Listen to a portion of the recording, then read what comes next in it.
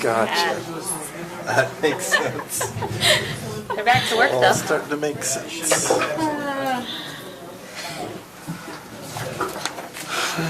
Sometimes those Weaver County commissioners are pretty dang funny. You should be in meetings with them yelling every morning. Oh, yeah. They like stand up and yell like this. Not at anybody, they're just like yelling in the meetings. Mad about Yeah, but the they're not situation. like mean or mad, like it's almost comical. Yeah. Passionate. They're passionate, that's really There you go. a great way to say that. Are you ready to go? Ready to go. Okay. All right, thanks for being here this evening. We're going to go ahead and begin our work session, which starts with Village at Trappers Loop and CW Land, discussion of the respective project and the town center zoning requirements.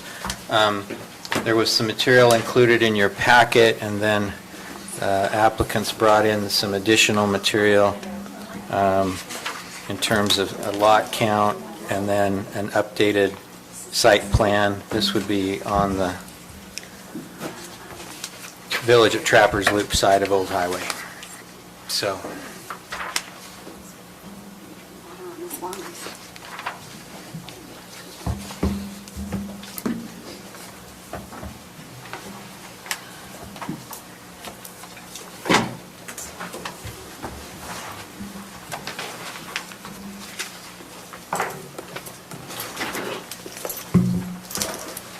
Chairman, thank you. Council members, thank you very much for your time. As you should be well aware, we're the developer of the Sticker Parsons Pit. We've been working on it for quite some time, and we put a lot of thought and effort into it. And it's a tough market out there right now. I think everybody kind of knows. I want to let you know that our commitment's very high. We want to do a great job.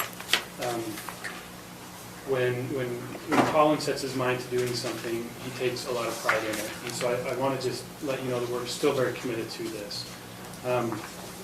One of the things that's come up in the past, and we've been working with, is I guess the best way to put it is the percent commercial that's out on front.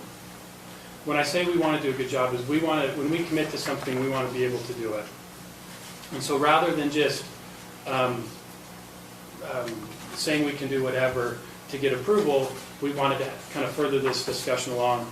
At the council's recommendation, we've engaged with Mr. Gardner, and he's been very good to discuss with us.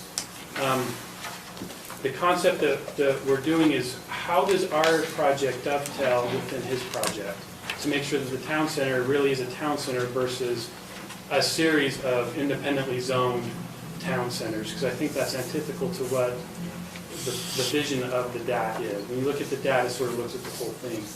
And so in working with Mr. Gardner, we've coordinated how we access the property. That's the first thing that was, we actually put it in a location that's different than we originally thought. That way we could line up with his plans.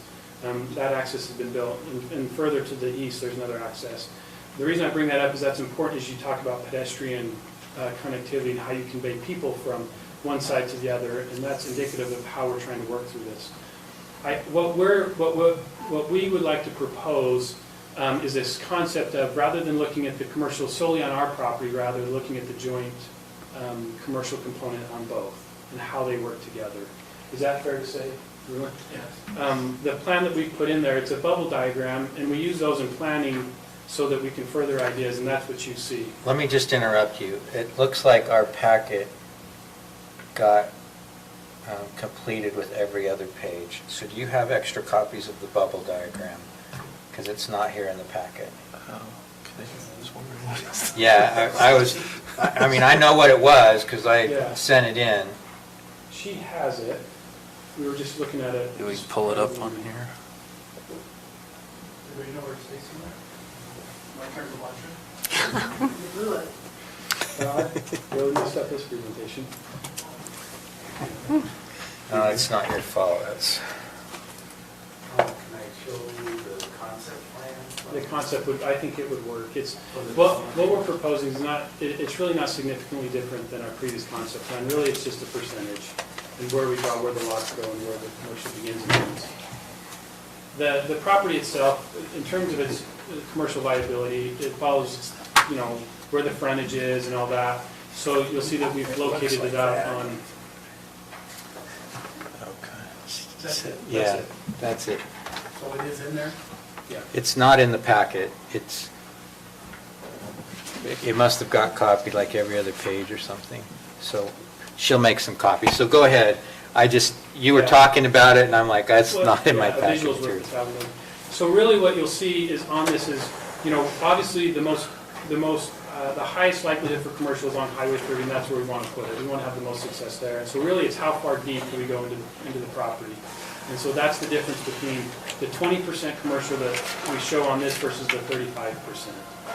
We're trying to square off the corner because it's irregular in shape so that it can be viable in terms of commercial development. I'll let Rulon kind of maybe take it from here. He may be better to talk about his side, but that's on our side. What I want to emphasize is in doing this, there's a lot that goes into it in terms of connecting roads, connecting trails, so that we can truly have a town center, and that we're very committed to that. So we are looking at all those details. There's a lot that goes into it. I don't think now's probably the time to talk about those details, but they are in the works. So, pre-virus, Greg was here and we were discussing the percentage in the town center of the commercial versus what we have over the village in Trappers Loop. So we've been working together over the past several months, trying to figure out what the market is for commercial. And so if you look at our master plan, which it shows for the first time all the residential and the commercial center, you'll see out of consistency, Jan won't, but he will now, sorry. Would you like this passed around? No, they should have copies of this. Thank you. You'll see right across from CW Land is where our commercial winds up. Now we have an existing bank in the green pad and some other retail. We have the food court, we have the hotels, we have the grocery store, we have the professional office off to the right. We've eliminated the big homes in that 9-acre rezone and would like to make that commercial more of the professional office and so forth. And then we push the big homes on the other side into additional 35 acres that we purchased about 2 years ago. So in the master plan here, you'll see on the left, the residential. You'll see a gas station at the intersection of Old Highway and Trappers Loop. It could bounce either corner. We're discussing both. You'll see some commercial along that street, and then the big commercial center. We comprise approximately 40 acres of commercial between the office, the retail, the hospitality, and the retail on the other side. We then have the big homes we pushed back to the 20 acres, and we have additional land around there you can see. We have then townhomes, north, south, and then we have single-family lots with the park. So in our summary, you can see from the master plan, we have, including the big homes and the condos, which is above the main retail in the center there. We have 675 units. The project basically is 128 acres. The original project was 106 with 153 original entitlements. We basically have now increased this by the 35 acres, and you can see then the number of units. We would have to come back and rezone 2 parcels, one the 9 acres, and we'd have to come back and rezone the 35 acres. Other than that, the master plan of the DA that was done several years ago, 10 years ago, this would still be consistent with that. So there would have to be some kind of an amendment to that. The key to this project is you need rooftops to support commercial. That's why CW across the street, we're excited that their commitment. We've been working together on water, we've been working together on storm, we've been working together on traffic, we've been working together on the market, and it's just to all of a sudden say, hey, they got to meet a certain percentage because that's what the market is. we're a little nervous. We just think, let's create the core. They do have some commercial. We've looked at, could some professional office fit across the street, or some pads, or some quick hitting food places. And yet at the same time, in today's market, we're trying to just get something started in the commercial, but it's really hinging upon getting the residential or the rooftops to support that commercial. The potential future connector road is there.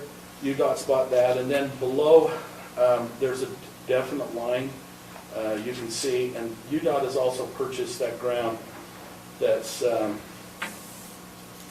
called Pond Swamp, or the pond, and they have bought that so that the Interstate 84 can push over to get away from the railroad and to get away from the Weaver River and so forth, so that they can line up. And then on the other side, you can see we now frame around the rest stop, and the rest stop's on the right side, and then we have some additional ground that we haven't figured out what we're doing. At one time, we kept looking at flex space. We're a little nervous about that market today, especially in this environment, but we're continuing to explore opportunities. So we believe overall between us, we have well over 30% commercial, and yet at the same time, we're trying to use the densities of both CW and us, the Village of Trappers Loop, to make sure that the retail components that they do based on rooftop, we get up to where they need to be. Right now, according to our earlier numbers, we're about 1,500 rooftops short for retail, for grocery and so forth. And so between us, over the next 5 to 7 years, we can make a dent in that, but that's really what it takes to support it.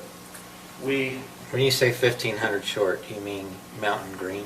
Mountain Green, yeah. And in our phases right now, the Cottonwoods, we have 68 and another 70, so there's chipping away at it. And Northside Creek, another 22, so there's some things coming that add to that. But really, you need the rooftop densities to continue to support what's happening on the retail. So When you talk about big homes, can you point that out on that drawing that's up there? Yes, I can. Big homes are these units right here. Originally, we had them sitting in the 9 acres right there, but we started to get crowded, and we wanted to have the creek be the designation a lot of times between what's happening on the commercial, and we just felt it was too complicated to have big homes on both sides. When we say big homes, we're just referring to a home like Tina's, and no, I'm just kidding. We're referring to units that have the mountain feel, if you recall, and they're 10 plexes, and they call them big homes. They each have garages, and in this mountain feel, we really are excited that there's 2 bedrooms, 3 bedrooms, 1 bedroom, and so that's what the big homes look like. They're really done well. They're 2-story only, they're not 3-story, and each of them have garages. And so... So they look like one big house, in other words. That's why they call them a big home. That is correct. You see them in Centerville quite a bit. You see them in down in the Holiday area and so forth. And Do you see that the direction that they're going more than like the fourplex or like what's on the other side? Yeah, more than a carport type, canopy type thing. The big homes are really adding a little more personality to a for-rent type product.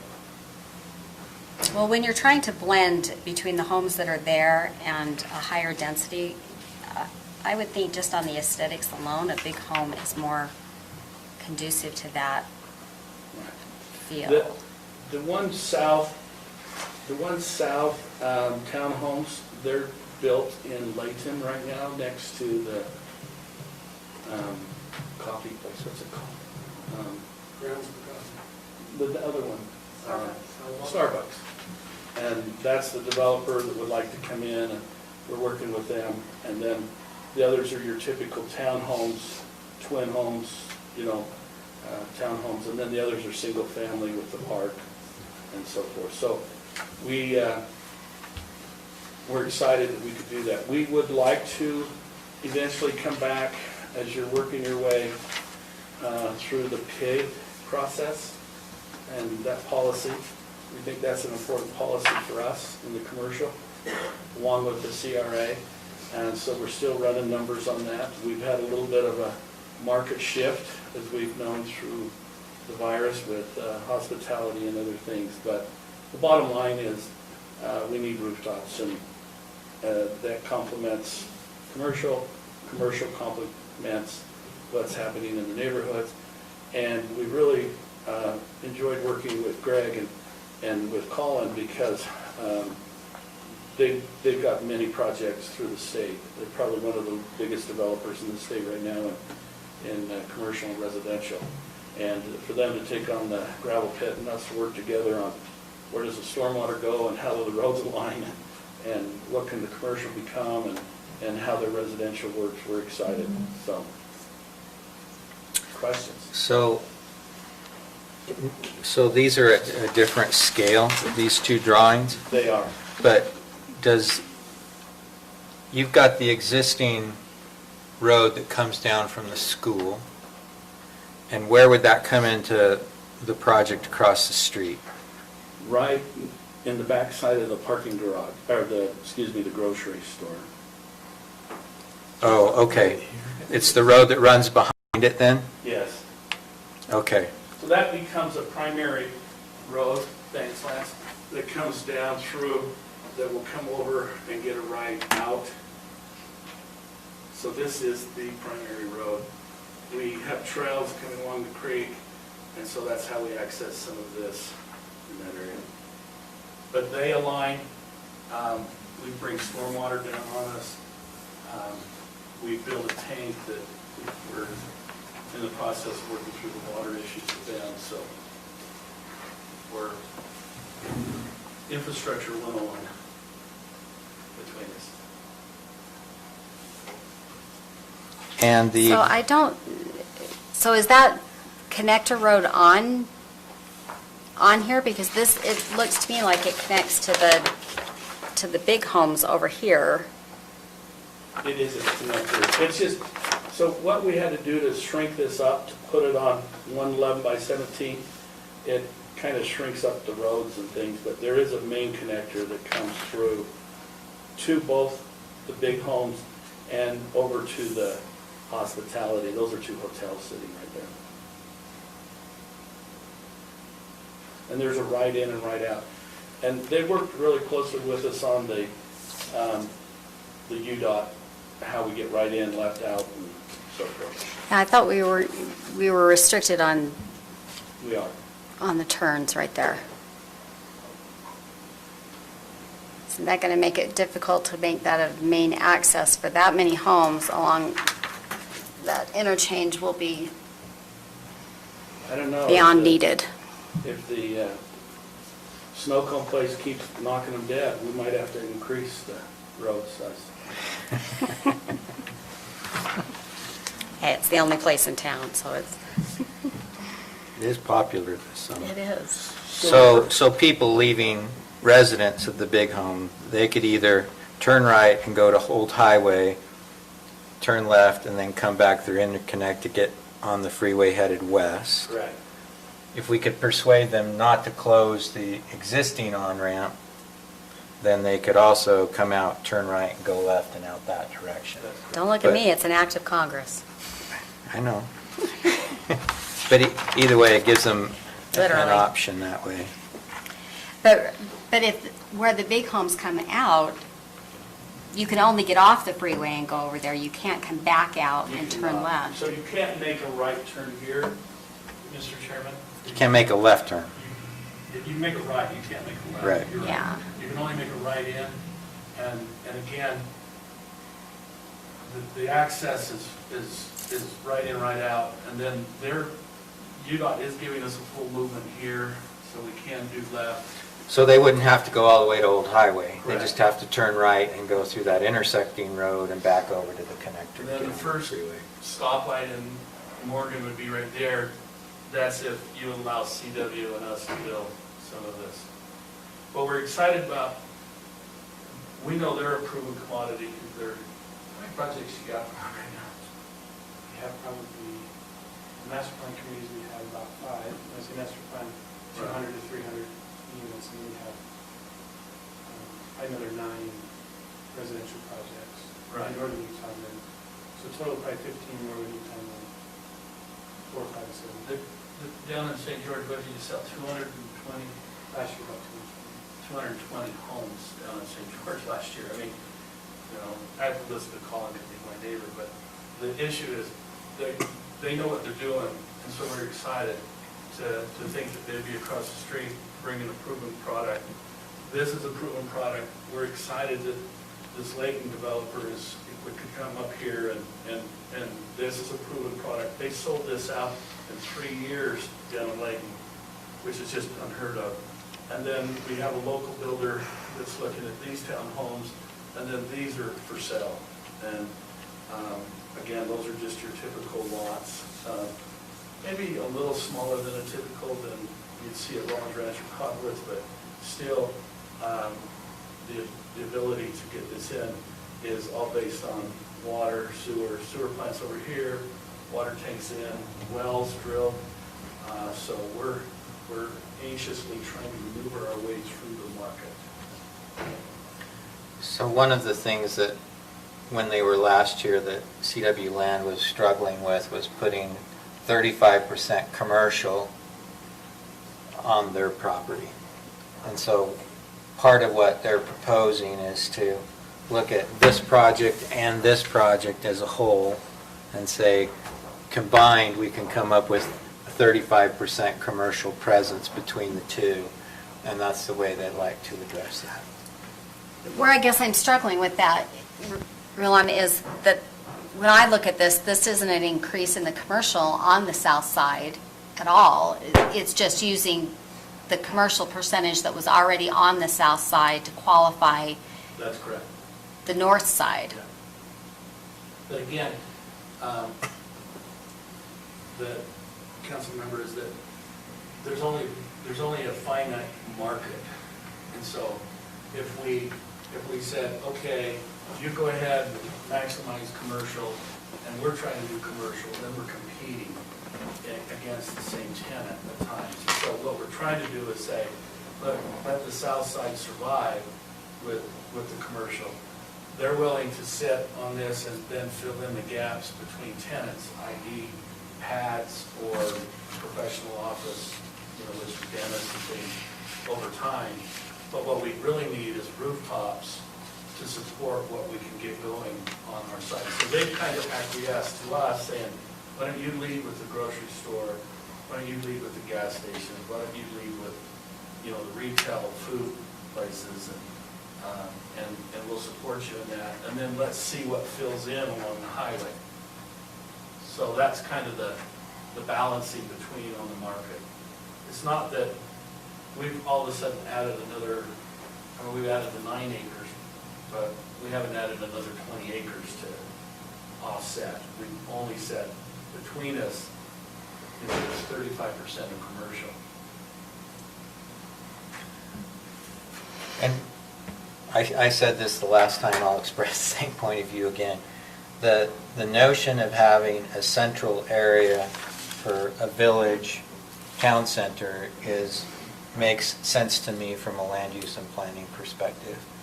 And if they were to do this much commercial on the south side, plus what was done on the north side, that's about as much as I can ever really conceive of Mountain Green needing.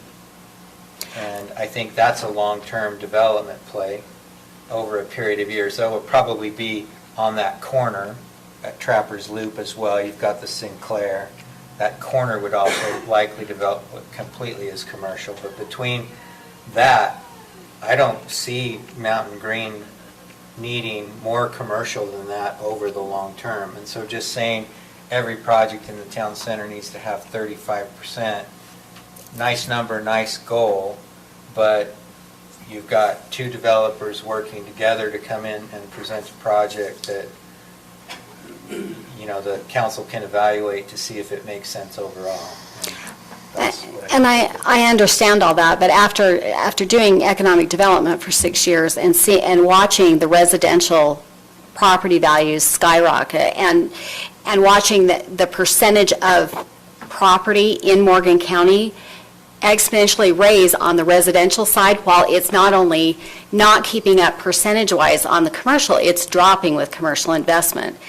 So when I look at this and I look at that many residential, I have to keep considering that all that's going to do without commercial keeping up even with the basic investment number, that many homes is going to have a huge impact on the school district and the cost of to the school district in pupils, which is then a raise not from the county, which we always get the blame for, but from the school district.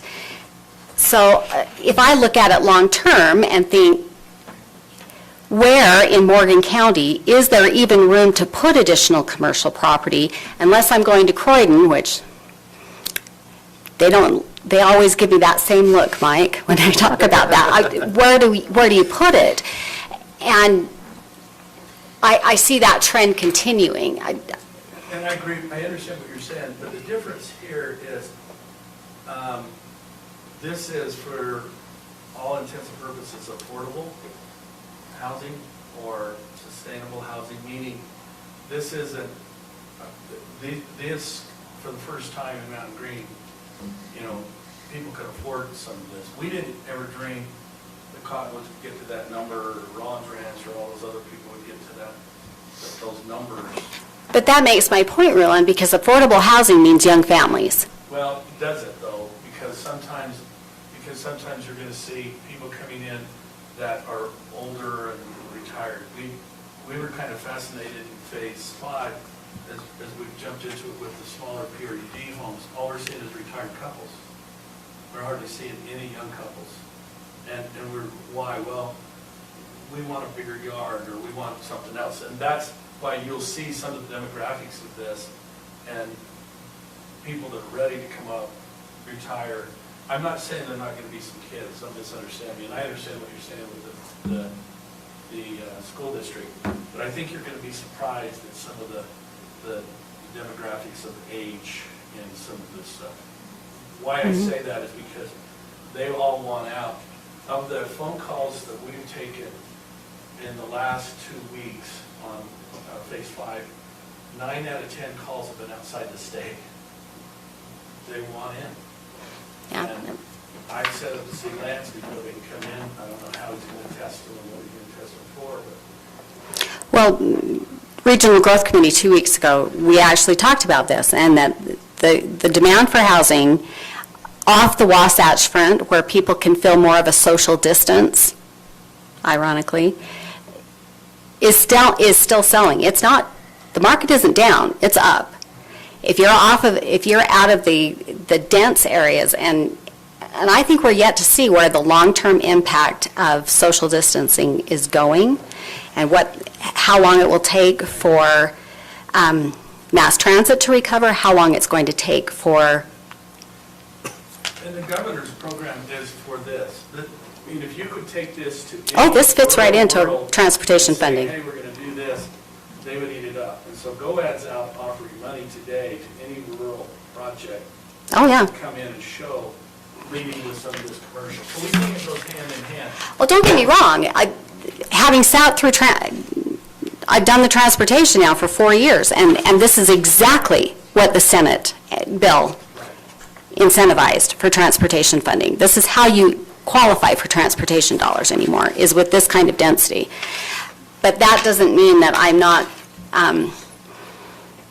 very cognizant of the commercial. I'm not saying that we're not, that this doesn't make sense for this project. I'm looking at if this is what we have left that can develop in large pieces.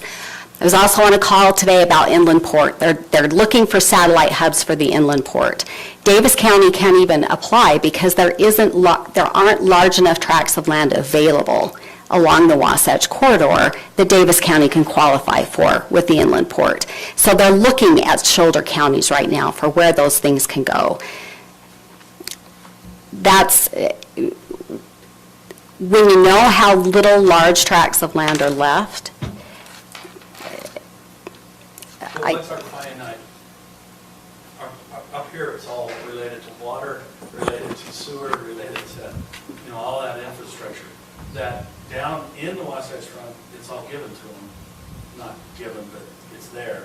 So we have to create it all up here. We know that there's a $13 million sewer plant coming that's got to be paid for. We know we just spent $4 million putting in water and so forth. So what I'm trying to say is that it's hard to do all of that upfront infrastructure, and that's why we're excited to work with the county, because it does put a burden, probably, I'm not discounting the school districts, but I do believe that, it will also help the commercial. What would really help is consistency with the transportation people on Morgan's and willingness to say, yeah, we're for the interchange. oh, I know, We keep getting inconsistencies. I know, but they're not here tonight, so it's awfully hard to get their commitment. Thank you. We're taking too much of your time. So last question, I know that what the development agreement agreed to is 533. yeah, allows on the south side is the density that you're depicting. But that density was given before the interchange corridor was purchased and took that many acres out of That is correct. there. That is correct. So it's 465 on this side.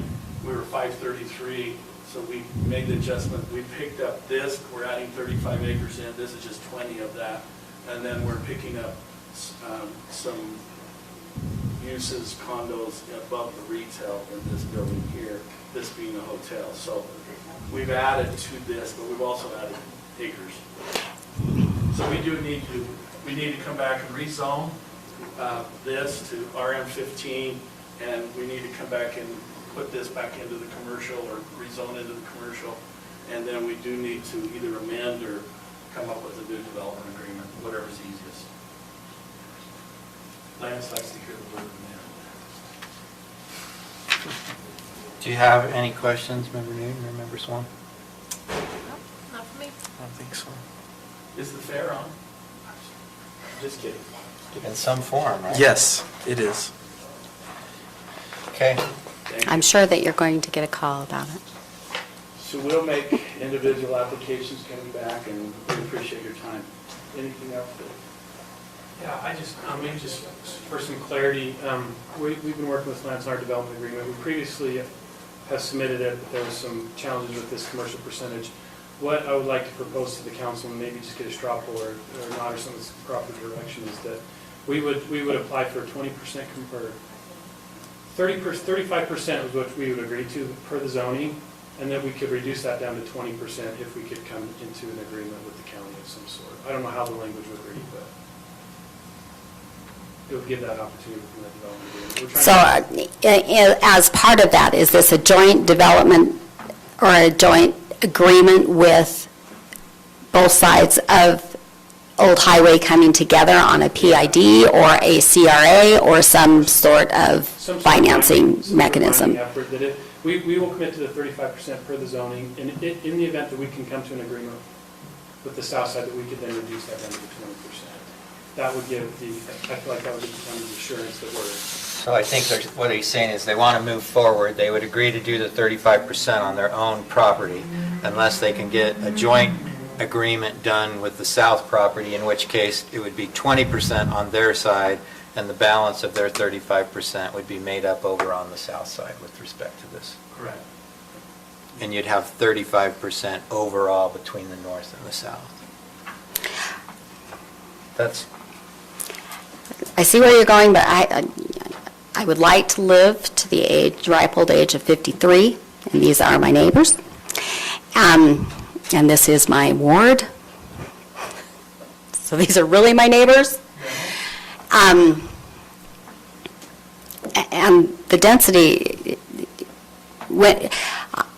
is going to be a hard sell. It's going to be a hard sell. And especially when you take out the acreage that went for the interchange, but you're still putting the same density into a smaller section, I think that's going to be a harder one. I understand the overall concept. I know that we're lining up right to where the state wants us to go on transportation funding, on the percentages for commercial and high density or higher density or for affordable housing, whatever we're calling it this week. But it's a little more difficult in a community that is used to being a rural residential. And that's interesting. So is that comment related more to the southern half? Is that related to the state portions, or is that more related to the village? If they're coming forward together, then it's a comment on the whole thing. Because when I look at it, I think you've done a great job on the north side transitioning from the density that is Rollins Ranch over into the commercial property. I don't have a problem at all with the concept there, especially with the 8 half-acre lots that we just did for Warner's 2 weeks ago. I'm struggling more on, if we're going to come together on part of the commercial goes over onto the other side, I think that's a reduction in density on the residential on the south side. So that's where that agreement. But I would have rather done the CRA and had a little more control over this, to be frank. So. But I understand, I'm empathetic on both sides of this because I know we're trying to keep a community happy, and we're also trying to make this the commercial pencil as far as it being a feasible investment. So I'm trying to find that balance with you. So I'm open to where you're going. Those are my concerns. Okay, that's noted. Thank you. Any other comments? Any other feedback? I'll make a comment.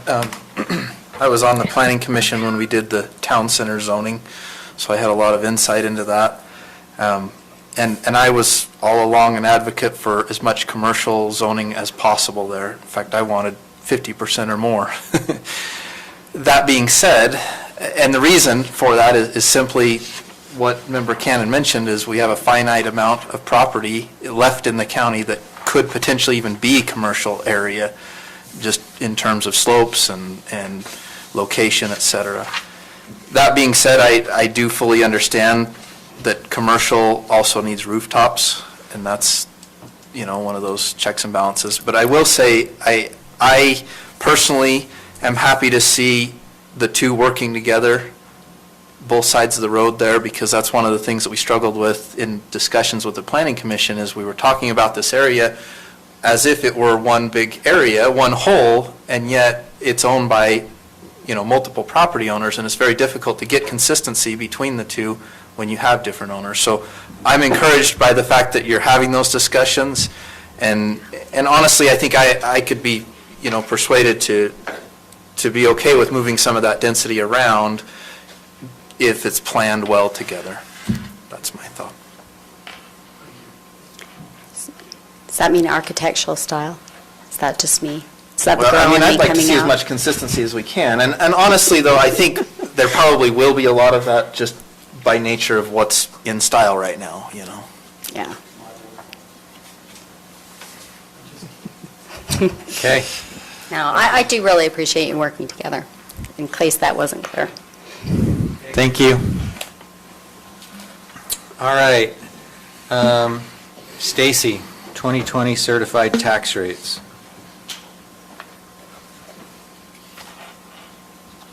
Just wanted to go through the tax rate stuff in a work session in case you had any questions or wanted to talk about it so that we could adopt them later in the meeting. The information I put in your packet, I color-coded it.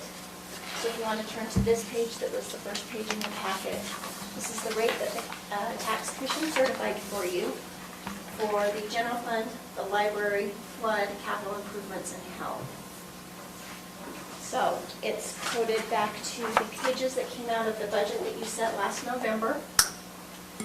The note at the bottom is from the tax commission that you chose not to raise taxes last fall when you were setting the budget to coincide with the rates that you are adopting today to collect the revenue that we will collect this coming November.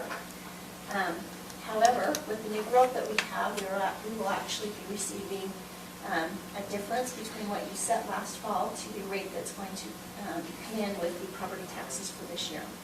So if you'll follow through with me in yellow with the general fund, with these pages that are in your packet, the rate that's set at 2102 will bring in 2.559463 versus the 2.501256 for a difference of 58,000.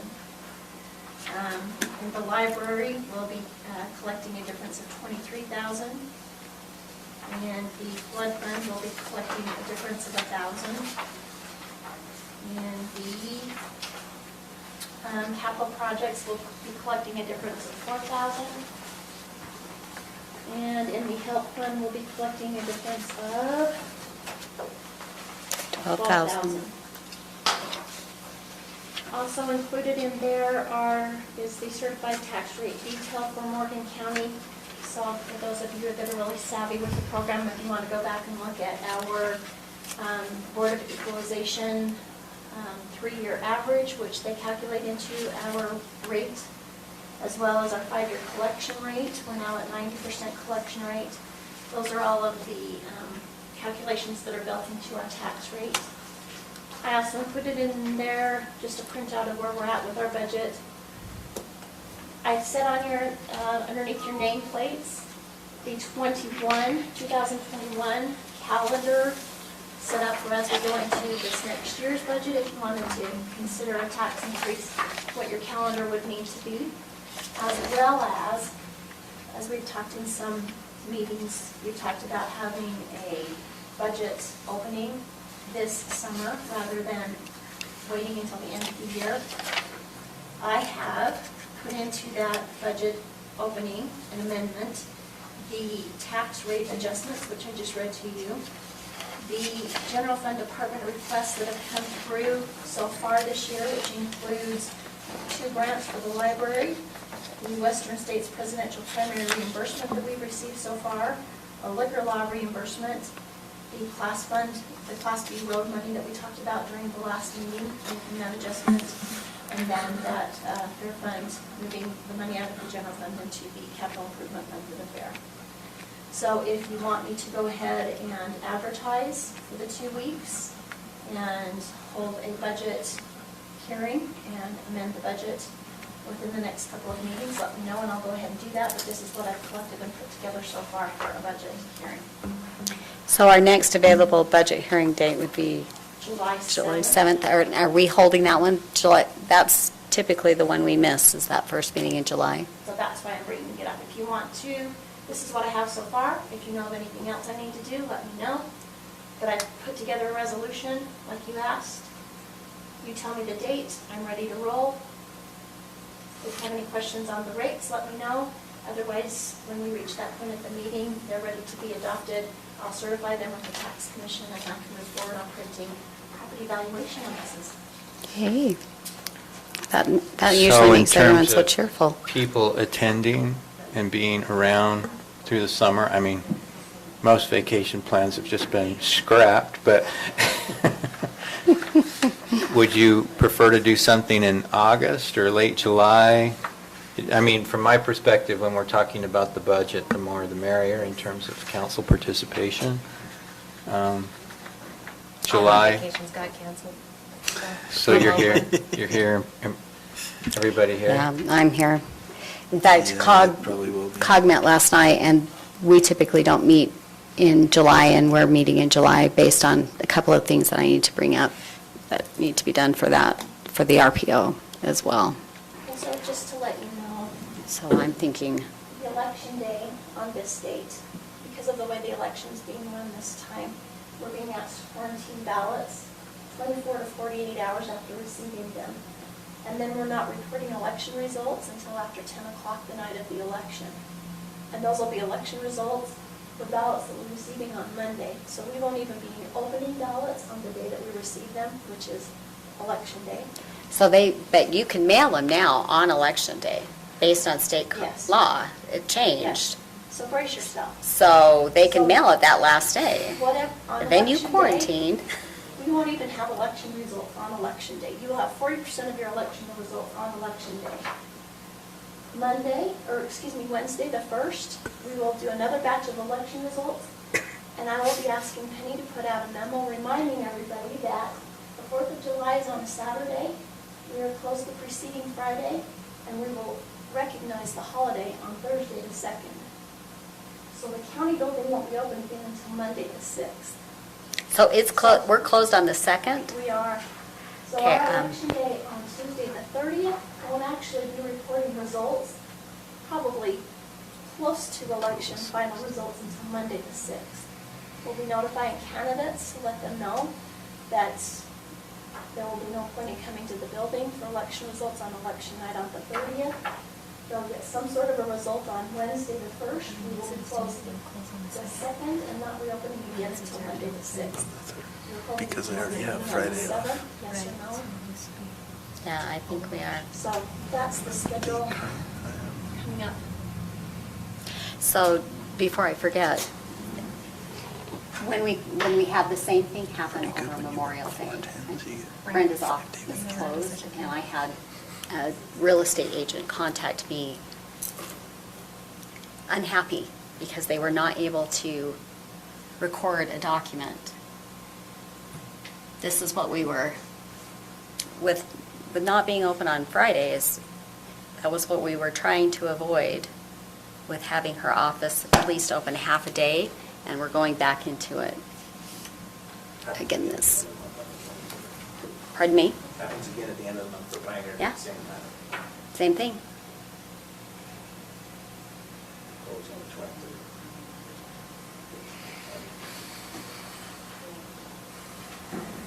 I know banks can't do that. I don't. Yeah, I've not ever seen that done either. It is a surprise to me as well. There's recorder's office somewhere in the Midwest that's been closed for COVID, won't take electronic recordings or anything. It just There are worse can't things. transact business at all, can't do closings. So in terms of the budget meeting, the second meeting in July or first meeting in August? Doesn't matter to me. Yeah. Either way is good with. Let's do it the second meeting in July. Sounds good. Thank you. Okay, any other questions for Stacy on this? Okay, Member Haslam called and couldn't be here. This is his question on the fair. He had two. Apparently, in terms of the licenses required to do the food, you have to have certain facilities, and so he referred to something over there called the hamburger booth. Yes. Isn't And- that, That's where Operation Graduation yeah, usually does Operation theirs. Graduation's booth. And he said we can get a food handling license for that for $200. He has a health board meeting on Monday. If you guys want that, then let him know, and he Oh, can work on getting that. I think we should definitely do that. The way it was explained to me was that right now the health department is not issuing temporary permits, but because of the setup of that particular booth, there's a kitchen in there.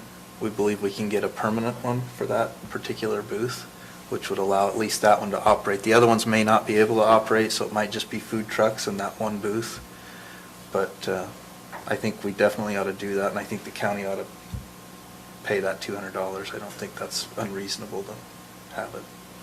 I had not thought through Operation Graduation. That's where they raise their money. And that would give them the opportunity to still do that. But without the big events.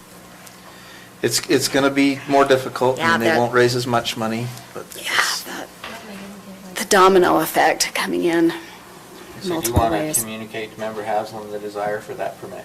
yes. Is everybody good with us spending the money for that? Okay. Yeah, It's $200. I think that's, Okay. it's in the Sounds noise. good. His other question related to the budget. He was just saying, is the budget staying the same? Are we proposing a different budget? I know that you guys indicated you were meeting about the budget last night, was it? Yeah. Megan, do you want to just give like a little update of what you guys kind of decided you want to do and just a brief overview of your plans? Yeah, I can. So what we're planning on right now is a concert for one main event, We're looking at 2 different fields where we can space out, maybe like a grid, 10 by 10 area, so we're making sure everybody's spaced out. The other things are small things that we can still do within, keeping people 6 feet apart, whatever they use. Will be sanitized. We're planning on mostly families doing those events anyway together. Even if we do like our small things like bingo, or we've talked about a Pinewood Derby, all those things will still be, you have to sit in your own grid on the grass, you have to stay apart. When it's your turn, you come up, you go sit back down. There's a little bit more planning, but we feel like we can do most things safely and feel like we get quite a bit of participation. So. And what about in terms of budget? Are you In thinking? terms of budget, we're looking at quite a lot of sponsors that sponsored last year are willing to do their same amount. Some have even mentioned that they will do more. We realize some can't donate what they did last year, and for that, we're doing the same thing we always do. We love every business in Morgan to be a sponsor, whether they can do it with money, or whether they do it as a volunteer purpose, or whether they have something that helps them there. Say like, we use a lot of light plants, we don't have enough power up there, so we use that as, okay, if we had to rent this, it would cost us X amount of dollars, so we're gonna put that amount as your sponsorship, because we didn't have to rent that equipment. So a lot of the sponsors are still willing to do that. They're willing to either come and run an event, they're willing to donate their time, their people, and so we're really not too concerned about sponsors. We feel like we have a really good turnout of that as well. So the last 2 years, the fair has at least broke even or had a little extra, right? That's what we rolled into that capital improvements fund. In previous years, the county had in the budget some money set aside in case they couldn't cover expenses, and that kind of helped do it. Well, this year for our budget, we did it a little bit differently. We put the full expense amount in there, which was $128,000, I believe, and we put that much in revenue as well. So it was a wash in our budget. I think one of the things that we ought to at least discuss is, does the county, understanding that we're not going to have big events that are going to bring in revenue.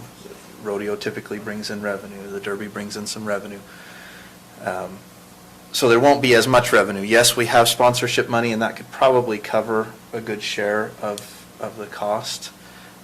But the question is, does the county want to contribute some funds to that, understanding that we may not, recover those funds? Does that make sense? It does. It was 25,000, wasn't it? It was 25,000. Now, I understand we're in a tough year. I don't know that we need a full 25,000, but if we can contribute at least something, I think that would be good. Do we have anything in terms of the cost side? I know this is obviously a smaller proposal for the fair. Is there any estimation of what your proposed costs are going to be and what your anticipated revenues from sponsors will be? Do you know that, Megan? Not yet, no. And we're kind of trying to plan and get our prices, what we think it's going to cost us, and plan stuff that we can put on within a 2, 3, 4-week time period. We haven't started purchasing anything yet because we still don't, we want to make sure we're a little closer and everything's still good to go before we put a lot of money in and then we end up not doing anything. But with that, most everything that we're trying to do, we feel like the community needs something that they can just go and enjoy with their families. So the only thing that would be charged for would be like the concert. Everything else we feel like we can provide for free for people to just come and enjoy. So no, not yet on exact amounts. And that's kind of how we do it anyways. We don't really say, oh, this is what we have planned, we want to go get this amount of dollars. We use it as, you tell us what you would like to donate to us, and then we will take that money and use it the best that we possibly can. And if there's something we can't do, then we don't do it. But we're not going to go out and beg people and be like, well, we need you to pay us X amount of dollars. We just go and say, you pay us what you feel you would like to sponsor, and we are grateful for whatever you want, and we'll use it how we feel is best. Sounds like it's a little preliminary to, So We I had don't talked have a- about, though, maybe 20 to 25,000 in fixed costs that you had figured between porta potties, a stage for the concert, sound for Right. that, just some basic I would say stuff. That's about where we're at now, yes. So my suggestion is perhaps the council would be agreeable to still doing the 20 or 25,000 if we need it as, you know, kind of that backup money. safety net. As a safety net for the fair. Does that sound reasonable to you? Okay. So And that's I- my suggestion. And I realize I'm this going is- to follow you around to watch how you do this, because I've just never been able to get someone to sponsor something without knowing what they were sponsoring or what it was going to be used for, because maybe that's just me being lazy and how I do it. I would like 25,000 for, I would like $2,800 for this. So I'm going to follow you and watch how you do this. This must be a skill I don't possess. It's the fair and it's the community, and so they're more willing to give you the money to use towards the fair and the community without having it line itemed out. All right. Now, they don't care what it's used for, they're doing it to support They're doing the it to county support the county and the fair. fair. All And right. a lot of times their name is plastered out there for a week straight. Well, that's the part I understand, Austin. That part I get. And that's what they're used to, and so that's when I ask for something, it's usually, and your name will be right here. So, So this being a work session, obviously, we can't make a decision, the final decision, but just straw poll, is everybody agreeable With to me. perhaps doing a $20,000 to $25,000 cushion for the fair? I am, yes.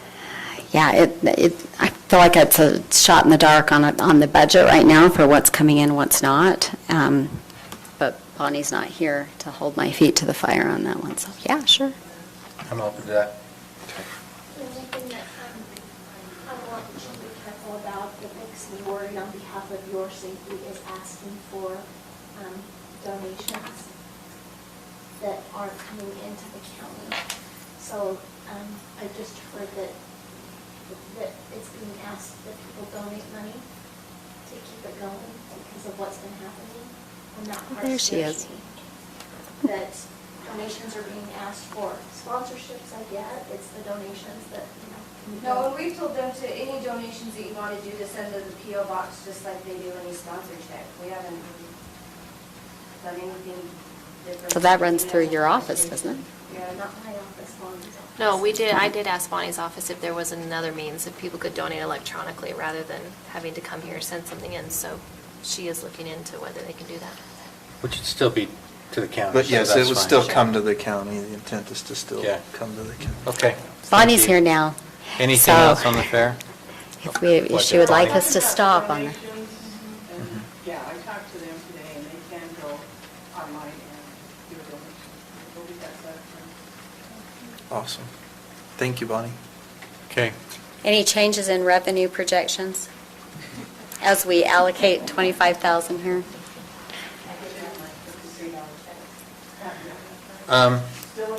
So just one item that wasn't on the agenda, but, so I got from Mr. Ferris this settlement and stipulation with respect to the hard scrabble road. So I've signed it. This top copy has some potential revisions that you could just attach my signature page to, it's just cleanup changes. I don't remember approving this as a council. Was this before the three of us were even on it? Seems like it was just over a year ago. We could find the minutes, and there was a vote on it. It was presented by an attorney for Gary Card. And the county doesn't think we have ownership in it, so we're basically saying, if we have ownership, you're welcome to it, but we don't think we do. Bonnie's been, or Brenda Nelson, our recorder's been active in this as well, but the council did take a vote to give any ownership they had in that right-of-way to this owner, to this abutting landowner. So will you do me a favor and just find out when we did that? Because I literally, I don't have an objection to what's here. There's a couple of cleanup changes, but I just don't recall. It could have been a meeting I wasn't at. You'll probably find minutes where I was, and it's just like my brain, but. Nights over, but yeah. Been long Okay. enough. For sure. If you could do that. I just didn't want to do it if we... We'll show you. Okay, so since we're on those items, is it all right if COG yesterday talked about the RPO, we have our $10 that we charge on vehicle registrations, and of that $10, 50% is corridor preservation and 50% is maintenance designated. But by state statute, that has to be allocated, that money has to be allocated through COG, through the Council of Governments, and we currently do not have a policy set up for how you apply for it or what qualifies or what we're looking for, if there's a match. There's no policy that we've done for it. So COG met about that yesterday. I was the only one from the county that was there. Roland and Robert were not there. And so Ty Bailey had brought forward Box Elder County's policy and Weber County's policy. They're asking for us, so I'll go ahead and put this on the agenda for next time so that everybody knows. This is just a starting point. If the council has somewhere they want to go, they would like this to go on the agenda for July's COG, which is before our second meeting in July. So that gives us just that next meeting in July to go over this. So, and create a policy. Those maintenance funds, I am about 90% certain that during the budget, we allowed Brett to plan on those as part of the road maintenance money that he was using, because we've built up $366,000, so half of that would be available for maintenance projects. But for COG to allocate it, there needs to be some stipulation or guideline over how or what. Keeping in mind that even though Mountain Green's feasibility study came back as not feasible,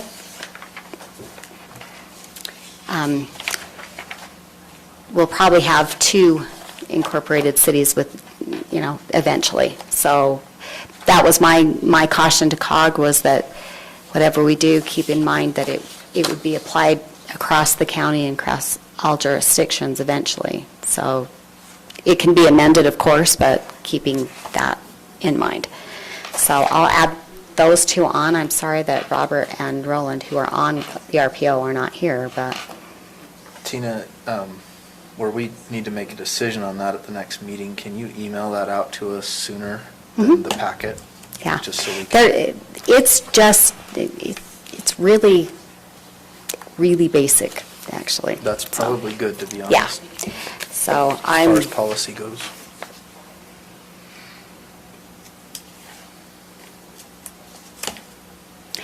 And, if possible, depending on how late this goes, I might need to I realize we're supposed to start at 6:30, but I've got some questions over the business expansion and retention grant funding and that contract with Mauricio. I sent it to you, right, Mike? So you've seen it, but before we completely execute that, I wanted the rest of the council to see it so that nobody's surprised by it. That always gets me in trouble if people don't know, so it would have been nice to have. So. Okay. All right. So with respect to that matter, Jan, it was approved on July 2nd, 2019. Was it a previous council, did you know? It is this current council, but both Sarah and I were absent that night. So I'm like, I don't recall that at all either. I don't remember it either, but I was there apparently, so. You're going to keep that for your records? Do you want me to? You can have it. I'll keep it with the file. I just wanted to verify. Because it was like, I don't remember. I think I was on a real vacation. Yeah. This made it even harder remembering what fun thing you were probably doing. I was in Connecticut. Okay, let's go ahead and move right into our regular session. It's Tuesday, June 16th, 2020. The Morgan County Council, Member Newton, Member Swan, Member Cannon, and myself are in attendance. Member Kilmer, Member Haslam, and Member Ballantyne are excused. I'll go ahead and offer the prayer and the pledge. Our Father in heaven, we're grateful at this time for the opportunity we have to meet together as a county council. We're grateful for those citizens who are here in attendance tonight and for the citizens of our community. We're grateful for thy blessings upon this community and for the health that we enjoy and for the blessings that we've enjoyed during this pandemic. We recognize the civil unrest in our country and pray for those who are tasked with making decisions with respect thereto, that they might be wise in the decisions that they make and that we might be able to respond appropriately to the pain and hurt that people feel. We're grateful, Father, for our opportunity to meet together. We pray that thy blessings would be upon us as we do, that we might enjoy the influence and direction of thy Spirit. We say these things in the name of Jesus Christ. Amen.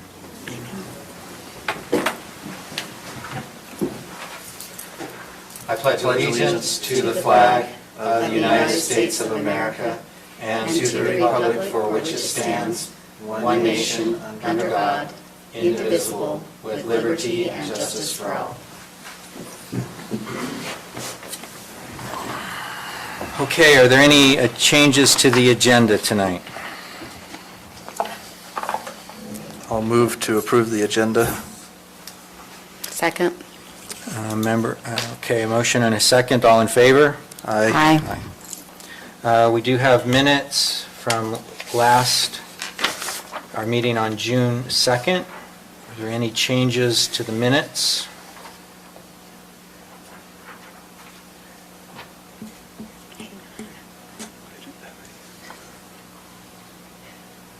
If not, I'll take a motion.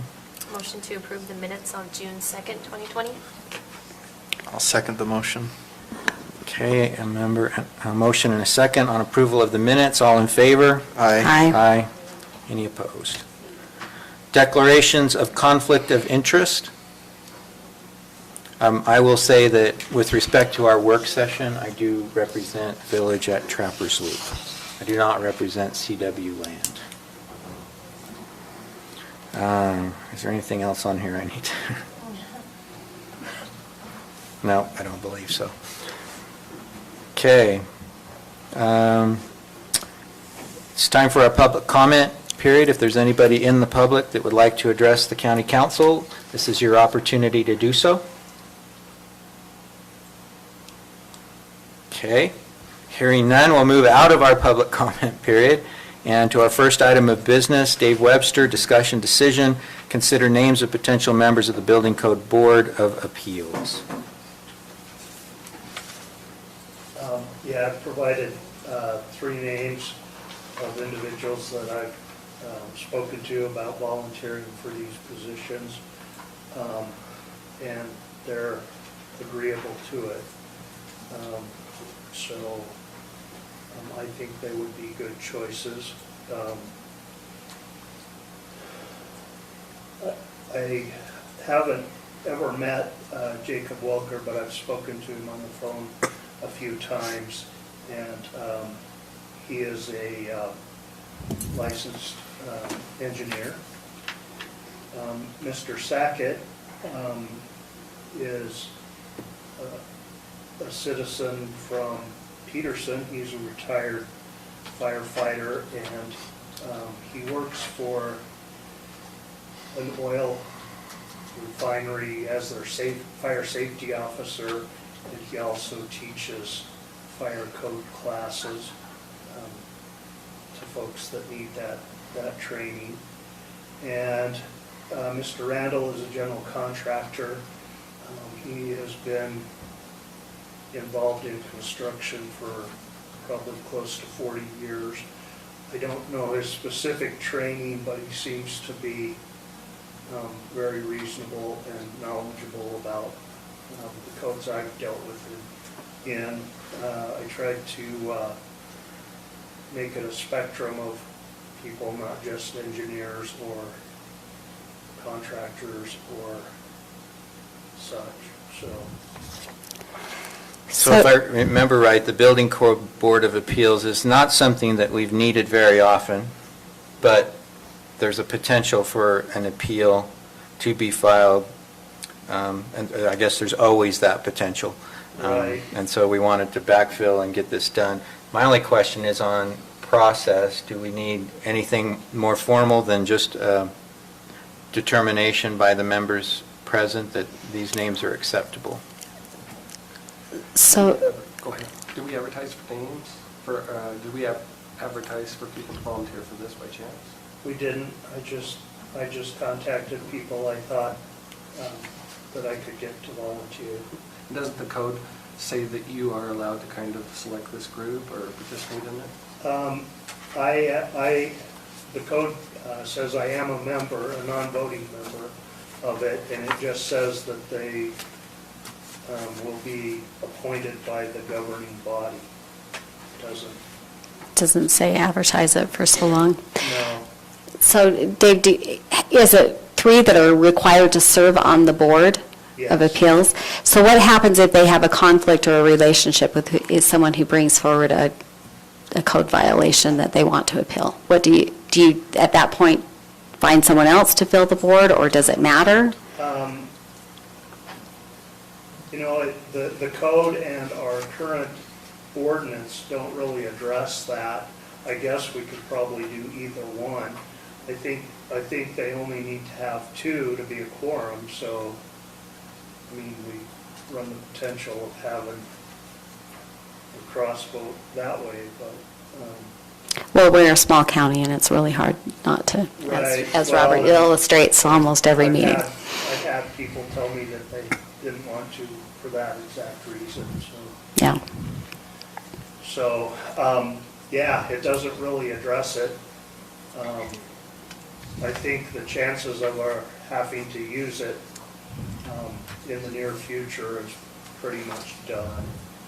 I don't think that will happen. The potential applicants haven't applied, so, and they're beyond Beyond their time period. All right, yeah, I don't have a problem with that. But maybe we need 4 so that there's a potential of having 3, even if there was a conflict in a schedule. Yeah, like an alternate. Mhm. I'll see if I can find someone, and we can add them to the list. Okay. We probably could see what other counties are doing to see how formal, if they have a resolution or if it's just a list that's maintained in Lance's office or what, and copy them. Okay, so I don't have any issue. I think these are good candidates for the board. And so why don't we do that? Why don't we see if we can get an alternate lined up, and then if you'll just verify the procedure for approval, then let's get it back on an agenda for an actual vote and approval. If we need to have a Okay. public hearing, then let's do that, but probably not. It's probably just a resolution. You wanted the procedures for, How other counties appoint, it has to be a resolution. I just want to make sure we follow the right process for appointment of the members. You may have followed it already, I just want to verify And that. the process was in the international code, wasn't it? yes. So, Yeah, well,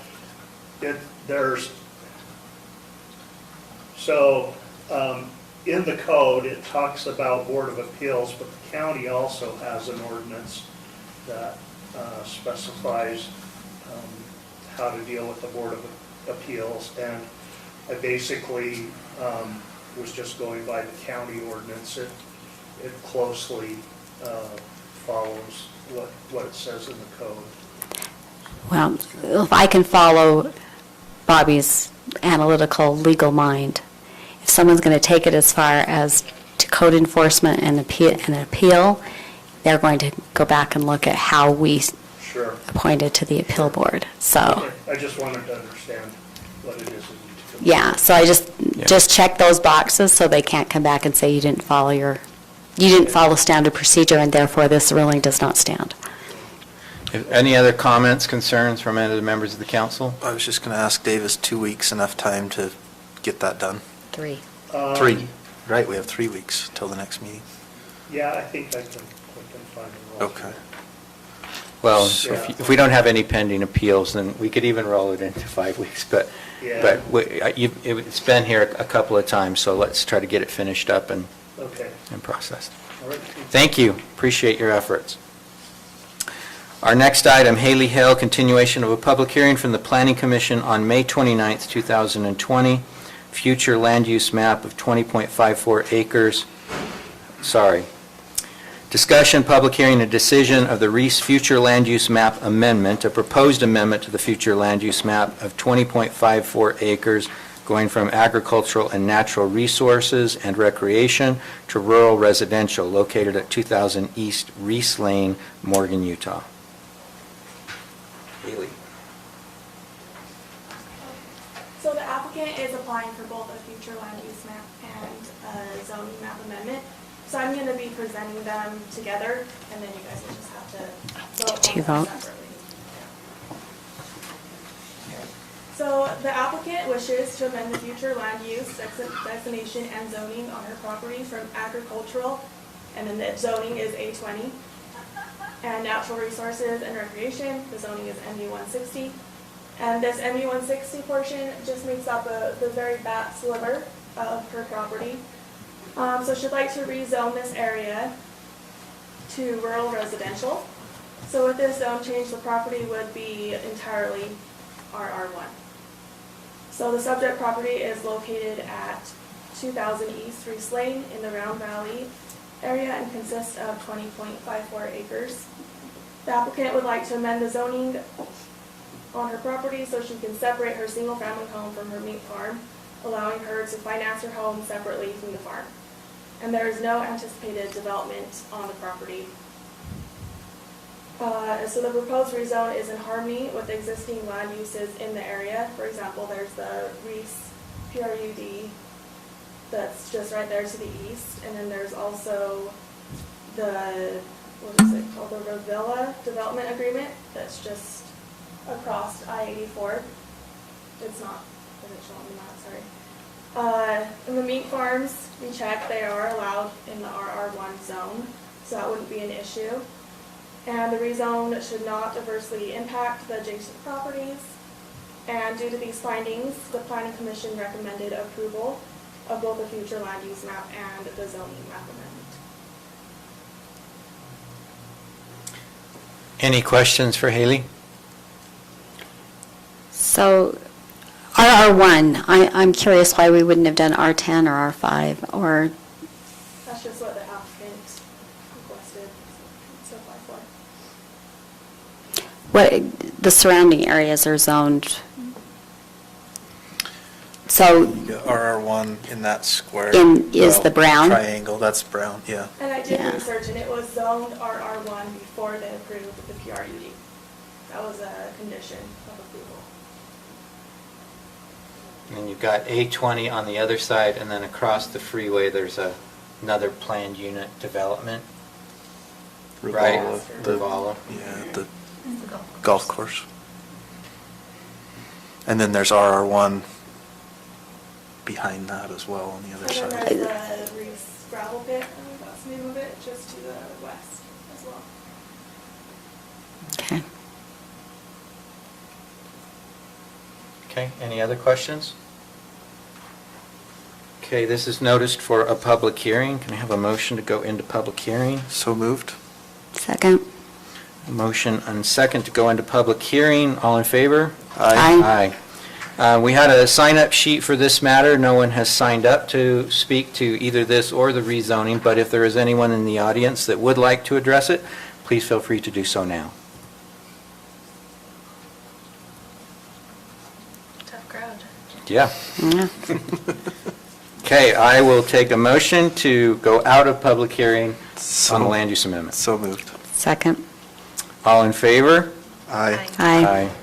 Mr. Chair, I move we approve the Reese Future Land Use Amendment, application number 20.025, changing the designation from agricultural and natural resources and recreation to rural residential. Based on the findings listed in the staff Sure. report dated June 16th, 2020, then I second it. Okay, there's a motion for approval by Member Newton, seconded by Member Cannon, based upon the findings in the staff report. All in favor? Aye. Aye. Any opposed?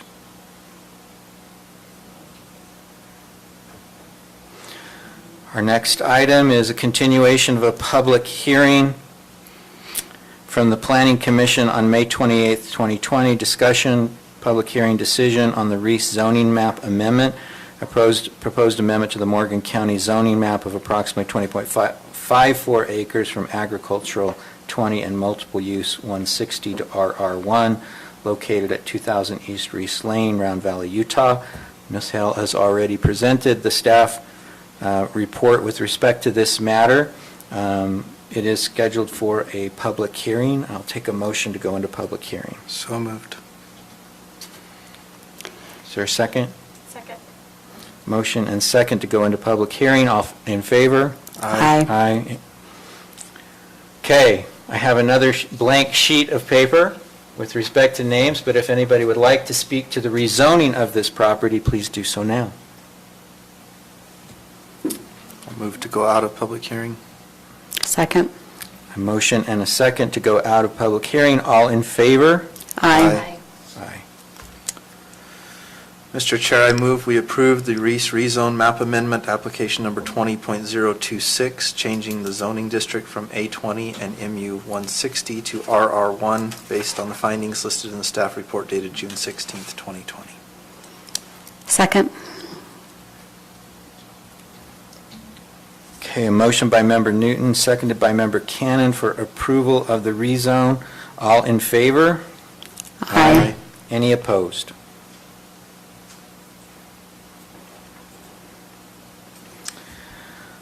Okay, next item, Austin Turner, discussion decision, formation of a committee to provide information about CARES money.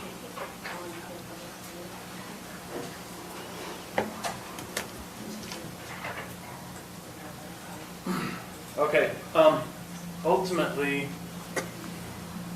we are getting the money, and ultimately, it's your guys' responsibility to deal with it, your decisions.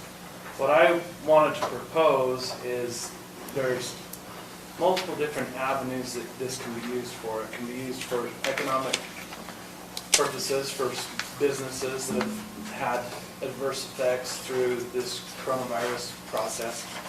It also can be used for hospitals and medical centers. It can be used for all the supplies that we've used so far, the shields that have been put up in some of the offices. Potentially, we could put up other shields as well.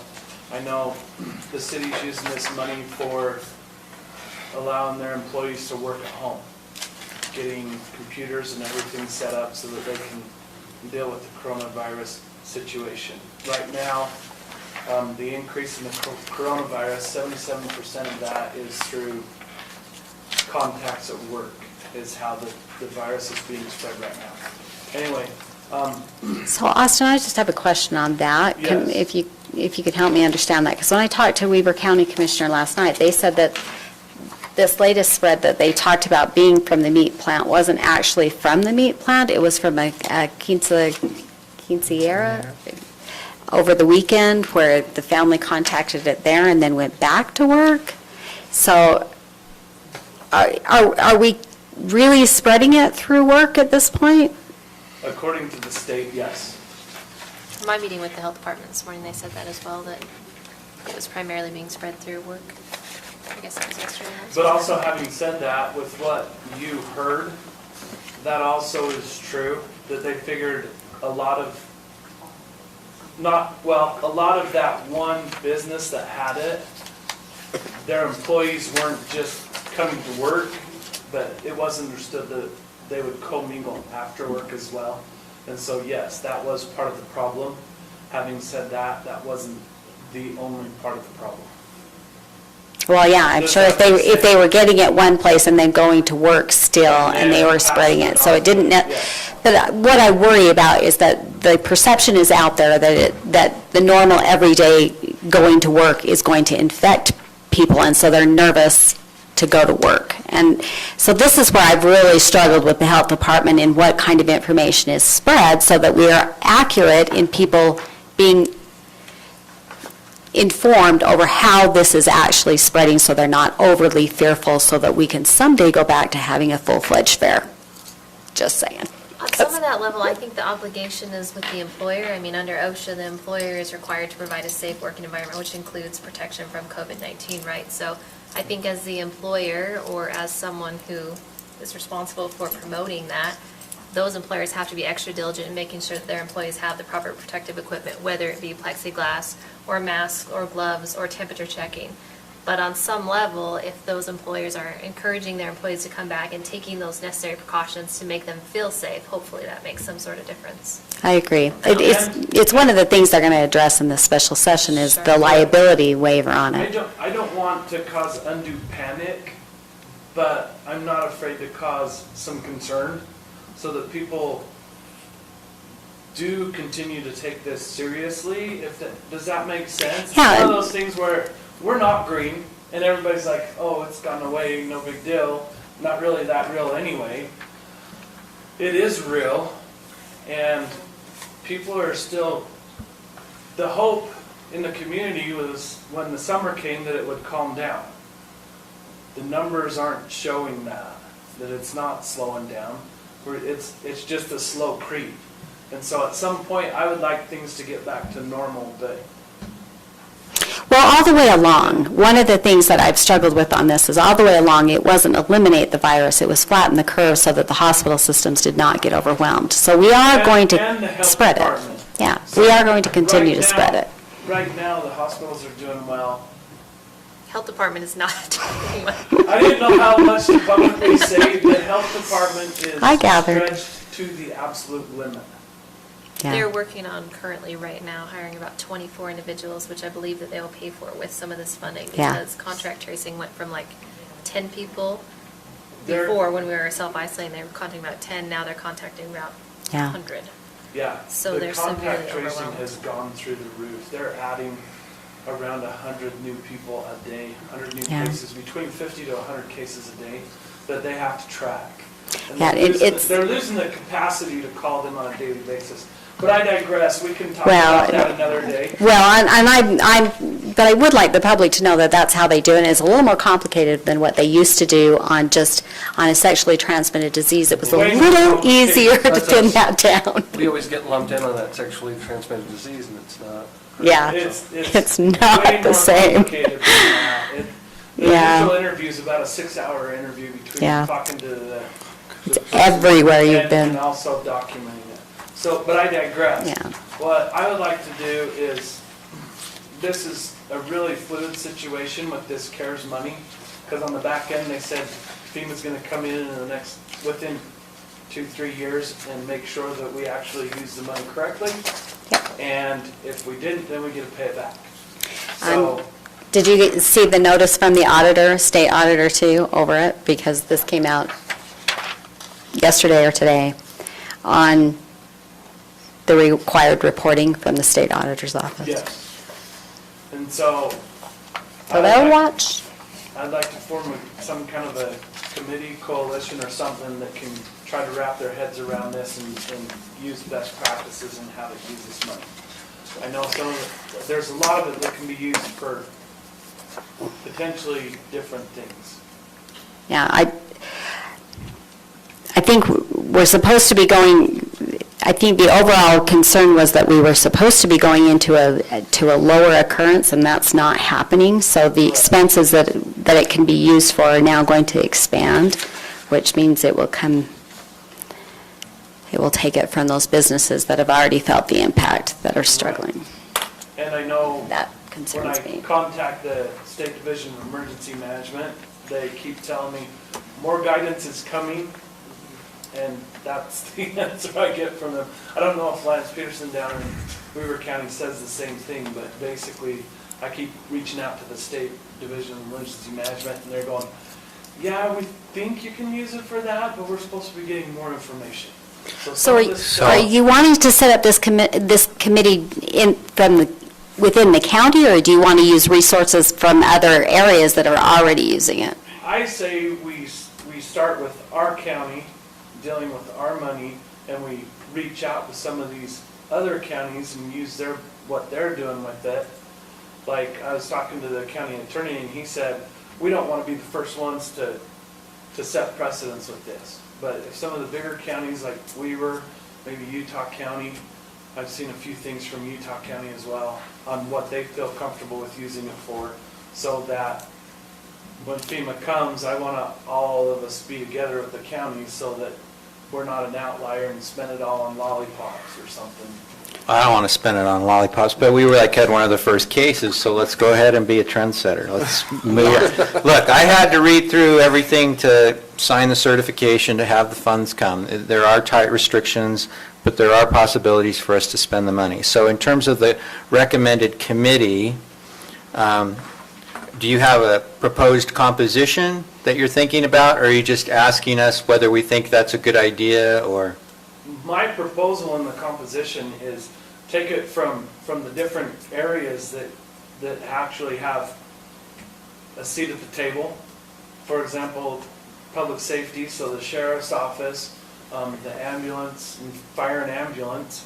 I'd like to throw the county attorney under the bus because I'd like to have his legal opinion there as well. The economic development, maybe members of the county council. Yeah, I feel pretty strongly about it simply for this reason, Austin, Right. because our businesses have been impacted too. And I don't want to go out and spend the money on things that we don't necessarily need when we have businesses that may not survive the year because of this impact. Exactly. So I would like funding to be available for those businesses. Absolutely. And that's why I say the members of the county council that are part of the economic development. And Bonnie, she's the treasurer. And Stacy if she wants, since she's the auditor. I think that, a committee is a good idea. I would reach out to Holland Wilbanks from Weaver County, like I said. Sure, in the meeting yeah, this morning. absolutely. They've already, Davis County, Weaver County are rolled. They've got their flyers ready for their businesses, and they're more than willing to share all of that information. So rather than reinventing the wheel, that's all my point was today in the email, is just, I think they can help so that you don't have to redo things. Yeah. And she could just clearly explain to me, and I'll be glad to send you her phone number. And Yeah. Well, I've got, Holland and I were actually on the same meeting at 3 o'clock today because we do Holland does economic development. I want to have an employee like Holland someday, just saying. Me too. Because I'm getting a little tired of this. So the members of the county council with respect to economic development is Member Cannon. And Mike. And me. Are you And on there member- too? Oh, mhm. good. So now we've got two. So just so everybody is aware, we have been discussing it. So the application I gave everybody at the end of the last meeting, Bobby gave me some corrections for it. It's ready to go out to the businesses, so the funding is available. Ty Bailey and I have been battling over this. And the WFRC funding is ready too, and their application process is ready. In fact, they have a timeline. I'll share that with the council. It's into this month. Yeah. So if we form a committee made up of someone from the sheriff's department, the county attorney, the fire department, the two members of the council, Mike and Tina, and the treasurer. Austin, are you the member from the sheriff's department? It'd probably be the chief deputy. And then would you be on it as well? I think Probably you should should, being an facilitate emergency that. manager. So that would be 1, 2, 3, 4, 5, And then 6, Boyd 7, Kerrigan. 8. So Boyd Kerrigan. He's fire, right? Yeah. So that's 8. You're going to have long meetings. You're going to Yeah, A this deadlock. lot is- of opinions. We're not a decision Stacy. making, we're not a decision So making. it's a Right. recommendation Yeah, it because, is. Yeah, we're just- Yeah, but if I you read make it it a right, recommendation. you make the board makes the recommendation and the council has to allocate. Absolutely. I think that's, by the rules, that's how it has to go. Okay. I'm fine with that. Where's the council at on that? And do we need to follow some formal procedure to create this committee, or is this just a? Well, and the same thing, the same question applies because the business side of it, MEDP, Economic Development Partnership Board, is the entity that will evaluate the business applications and make recommendation and then come back to the council. So if we need to make a more formal process out of that than our discussions that we've had, then can we do both of these at the same time? Yeah, that's fine. Let's just, so Stacy, are you going to be on that committee, or? Okay, that's, It's up to the county council. that's I 9. just work for them. Does that sound good to you guys? That would be 9. That's a broad Yeah, that's- spectrum of individuals. I think we could get good recommendations and a broad perspective from that. So that's fine for me. Will you, Can you read over the, yeah, so you've got public safety / sheriff, county attorney, fire, the treasurer, 2 members from the county council, Stacy, and there's one more. There's 2 from the sheriff. Well, there's Austin. Austin from Oh, the- yeah, and then Jim. sorry, okay, that's 1. 1, I got 8. I got 8 too. Did you put you on there? Yeah. That was Okay. with him. All right. So let me ask, Jen, will you just look at what we need to do to create these committees to make sure we get it done right? This one, I read through everything I could see on the CARES Act, and it doesn't anticipate a committee. So I don't know if this is ad hoc, kind of thrown together, loose committee. We're really just an advisory board, just for this one mission. But I see nothing in CARES that anticipates this committee, so I just don't think there's going to be a forum that I can... Seems like an administrative thing, right? Yeah. That we can just say, Feels we're administrative. This is all done December 31st, so it's not like it's going to be an ongoing. The Yeah. money that doesn't get spent Goes right back, yeah, and just, And the having truth been is in it needs rural to be Utah, they're pretty allocated adamant, sooner don't than send it back, later, because they'll send it back out to the larger counties that already got there. Okay, so do we need a motion to create it? The motion would be helpful. Yeah, but it'll go to Salt Lake and Utah County if it doesn't get used, so I was told in no uncertain terms, following Vernal, use your money, Tina, or we're coming for you. I'm going to make a motion, Mr. Chair, that we form an ad hoc committee to discuss the use of CARES Act funding, consisting of a representative from the Sheriff's Department, the County Attorney, the Fire and EMS Department, the County Treasurer, the 2 members from the County Council, our Emergency Manager, and our Clerk Auditor. Okay. Is there a second? Second. Okay, a motion by Member Newton, second by Member Swan to form the committee as set forth in the motion. All in favor? Aye. Aye. Any opposed? Okay. Who's going to call the first meeting? I'll send out an email in the morning. Okay. Okay, so do we also need to make a motion that the economic development portion committee consist of members of the Morgan Economic Development Partnership Board for recommendation back to the county council for allocation of funding? Is that a motion? That was a motion. I'll second that. Okay, Member Cannon made the motion, seconded by Member Newton. All in favor? Aye. Aye. Aye. Any opposed? Okay, thank you. Just one comment, the first will probably be there tomorrow. Wow. That's quick. We could have had it today Let if it they would have breathe. accepted my application on Friday. It Yeah. said, You did great. I did it, and they said, we'll send you an email to confirm, and I waited, and I waited, and I waited, and it never came. And then I forgot about it, so I was glad to get another reminder today. Well, they verified So- today that they got our paperwork. The speaker. Great, thank you. So you've got the new chart of accounts, I assume. We don't have to set that up through us. You guys can just do that, right? Yeah, I got it, I was on Oh, where the funding's going to Yeah, where the special revenue accounts and expense accounts to put it into. I think I actually would have added another one because of the 5 different ways to allocate it. I think we should separate it out farther than what they do here. That's just my accounting background coming out. Okay, thank you. Our next item, Sarah Swan, discussion decision, a resolution of Morgan County Council declaring the county's intent to pick up a certain percentage of certain public safety employee contributions to the Utah State Retirement System. This is just what we discussed at the last meeting for those Tier 2 public safety employees. You have to make a match for both the hybrid and the 401K plan. If you choose to do one, you have to make it equitable, which is why you do both. So this resolution is required in order for us to pick up that election. It just says that we'll pick up, again, it's 2.27%. The resolution also says that it's in effect until that law changes, essentially. So if the amount were to change, we would have to do a new one. Okay. Stacy, do we have a resolution number for that one? Yes, it is CR-20-03. Okay.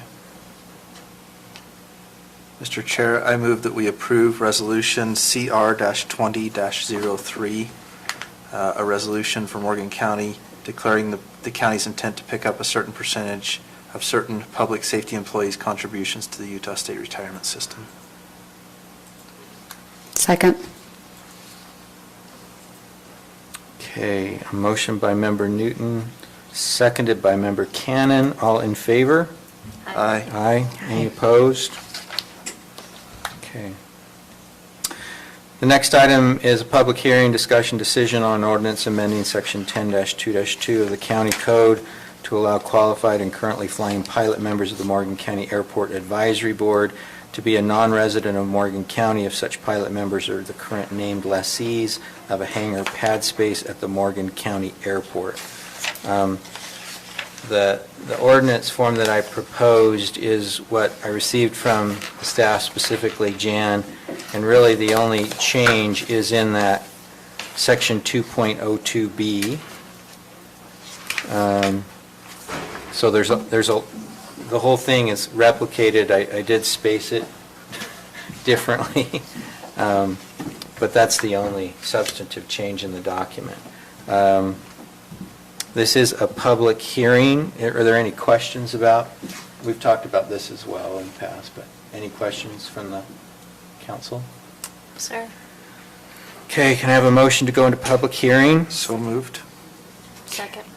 Okay, motion and a second to go into public hearing. All in favor? Aye. Aye. All right. Another blank sheet, a tabula rasa. Do we get to reuse these sheets? If there is anyone that would like to speak at the public hearing on this item, this is your opportunity to do so. Okay, hearing none. I'll move to go out of public hearing. Second. Okay, and a motion and a second to go out of public hearing on this item. All in favor? Aye. Aye. Okay. Council meetings with 5 people are going to go really, really quick. Yeah. Chair, I'll make a motion to approve the ordinance amending Section 10-2-2 of the County Code to allow qualified and currently flying pilot members of Morgan County Airport Advisory Board to be a non-resident of Morgan County if such pilot members are the current named lessees of a hangar pad space at the Morgan County Airport. I'll second the motion. Okay, a motion by Member Swan, seconded by Member Newton. All in favor? Aye. Aye. Any opposed?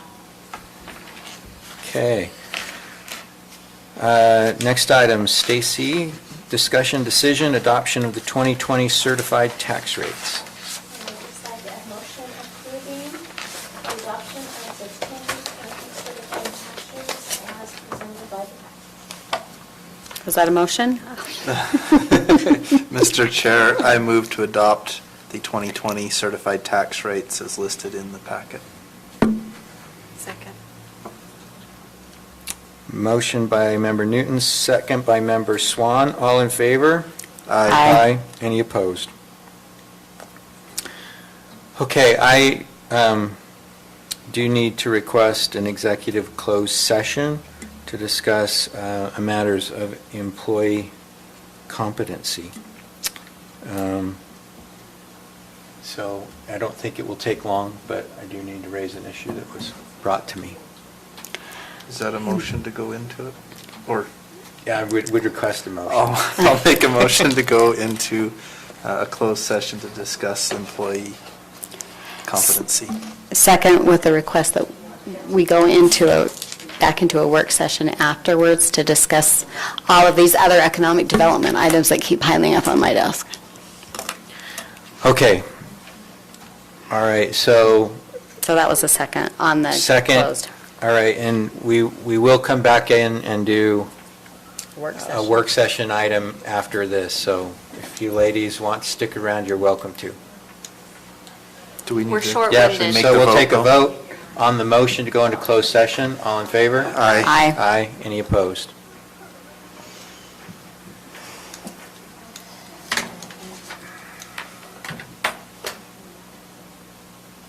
This is one of the best council meetings I've ever been to. Yeah, can you imagine? This is going to Our- go so much our last smoother meeting, with We had five. 2 items and it took us all night. We just I went know. through 8 of them. Well, part of the issue was our closed session, so. That's true. Yeah, and your life, I feel like your life is going to get better with only 5 people. Nothing personal, but yeah, less, Yeah. Less people. I guess that depends on the 5 about the people. three-member commission could just cruise. Oh, yeah. Oh, yeah. There's just less.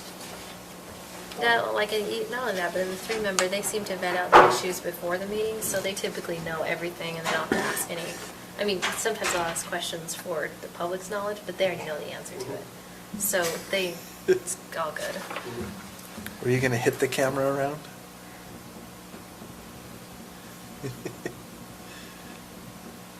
We should have a button up here. Can that we pay can- for these speakers with CARES money that we had to buy to hold digital meetings? Yeah, I would think could. so, right? Absolutely, I bet. In fact, if you remember right, Robert wanted to use it for internet, countywide internet. Well, And if- since we're in closed session, did you see, We're not Just yet. wait till that flips to make sure. If you're gonna talk about closed sessions. well, I If just it's didn't something want, else you're focused. I just didn't want the city council to hear me say, did you Oh. see the Utopia's financials? They're continuing down their road to ruin, and taking the city in that forced bond with them. When I was Anyway, moving just back saying. from Vegas, I had a job. I was trying to get a job before I moved back, obviously, because I was a responsible adult. And I had an offer with Utopia. The place freaked me out. I was like, no way am I ever working.